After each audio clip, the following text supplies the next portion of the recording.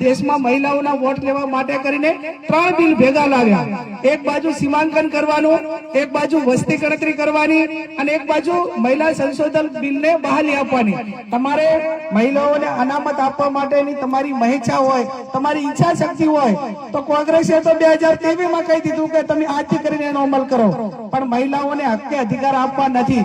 માત્ર મહિલાઓના નામે સમગ્ર દેશની અંદર વોટ લેવાશે। અને હું તો એમને જાહેર સ્ટેજ ઉપર કહું, ભાજપના તમામ નેતાઓને કે તમારી તાકાત કે લોકોના કામ થકી નથી, તમારી તાકાત કે ક્રેડિટ એ લોકોને તમારી છબીથી વોટ લેવા માટેની તાકાત તમારામાં નથી।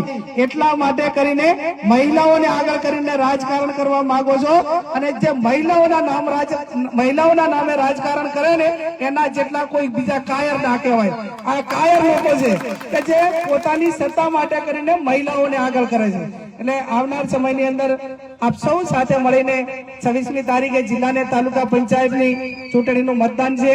આપણા ઉમેદવારો જે મહિલાઓને અધિકાર એ જિલ્લા ને તાલુકા પંચાયતમાં એ રાજીવ ગાંધીની સરકારે આપ્યા, કોંગ્રેસની સરકારે આપ્યા।